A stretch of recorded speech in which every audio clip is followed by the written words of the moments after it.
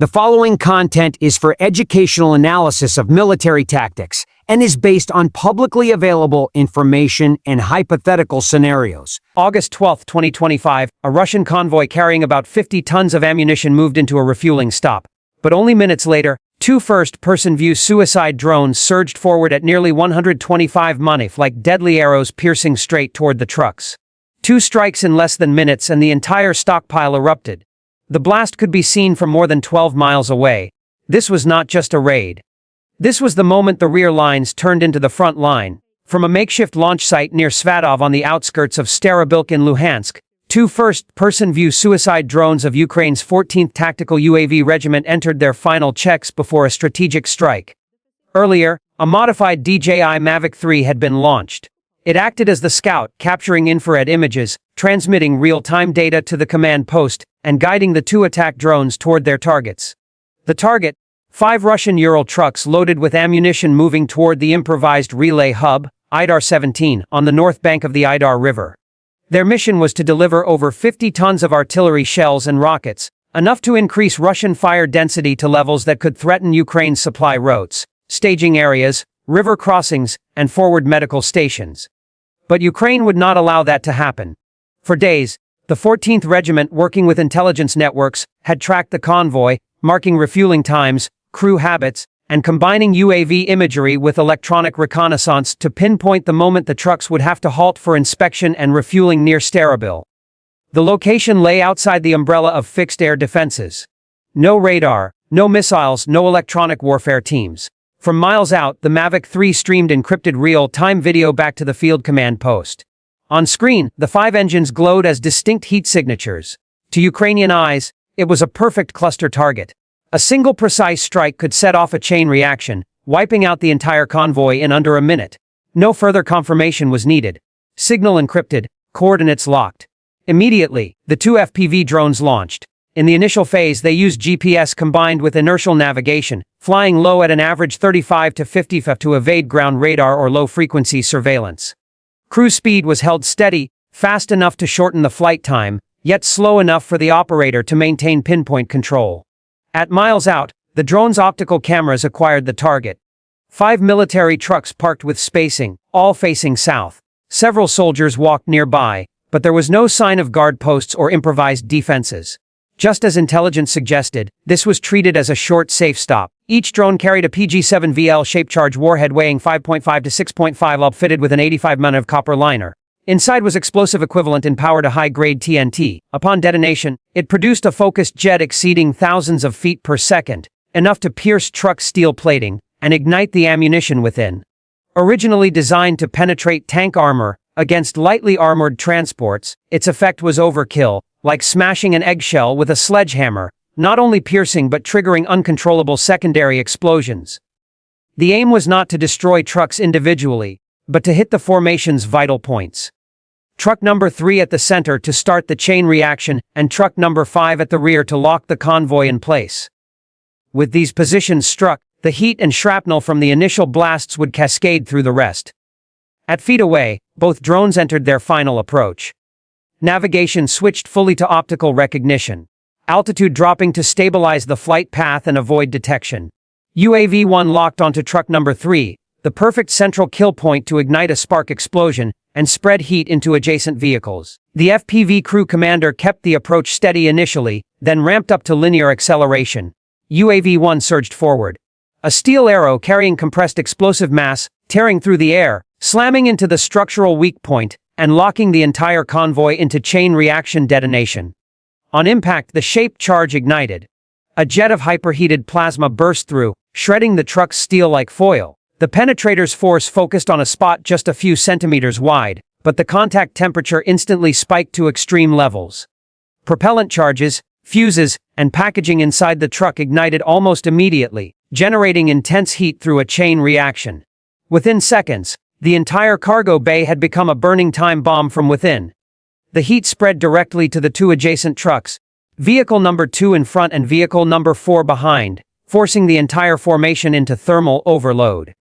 This was the moment the battlefield shifted into full chain detonation mode. The sound of the first blast and a towering column of fire sent the escort troops into panic.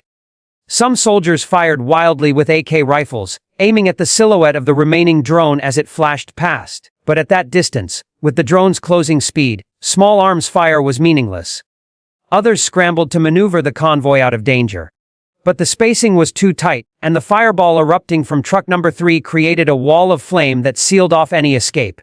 In under a minute, the convoy was trapped in place.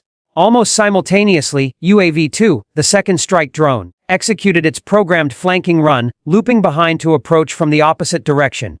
The target, truck number 5, the rearmost vehicle. This was the critical tactical move.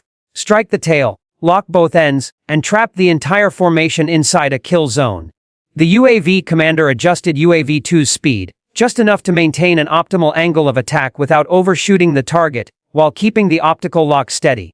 It veered diagonally from the rear right, slamming into the cargo bay of truck number 5. The shaped charge punched through the shell, detonating in a second fireball. Flames erupted, merging with the blaze of truck number 3, creating twin pillars of fire, engulfing the formation. Truck number 3 detonated completely, unleashing a shock wave across the entire convoy.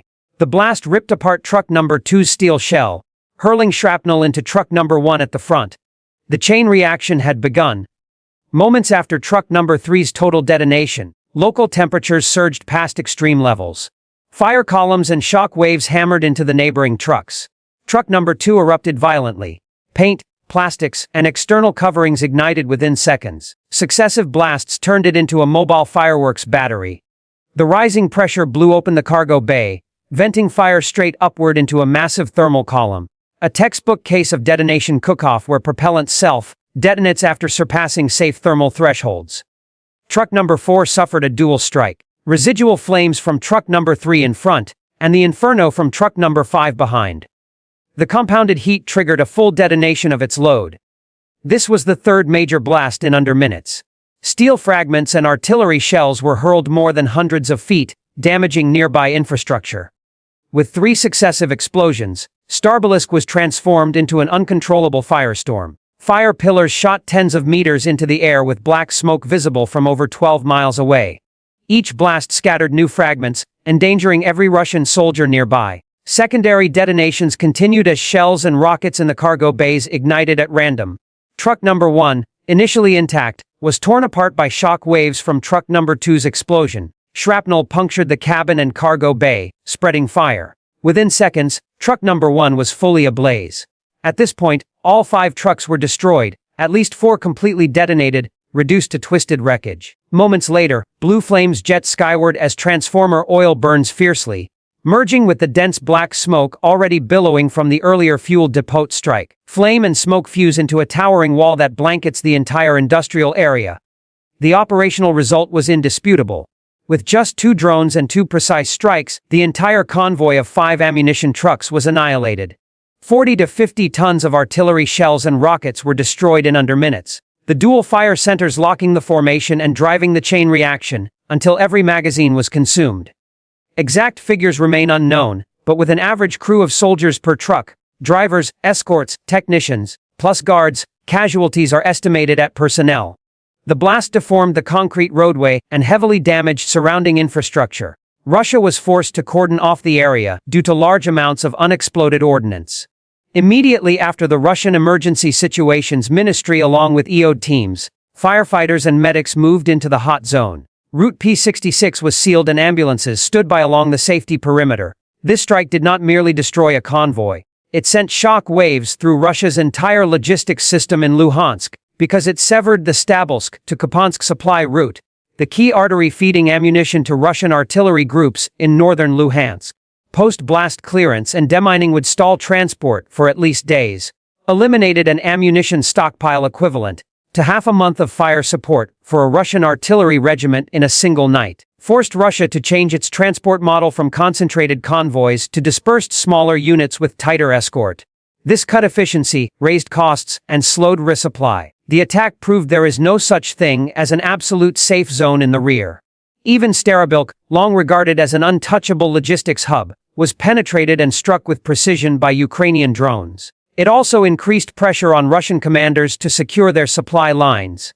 They would be forced to deploy more air defenses, jamming units and escorts, Resources already stretched thin on the front. Ukraine has repeatedly demonstrated that with low-cost drones, it can strike directly at Russia's logistical arteries, turning mobile depots into priority targets. This aligns with Kiev's strategy of attrition warfare. For weeks after the attack, Russian artillery capability around the Kharkiv-Svatova axis is likely to diminish.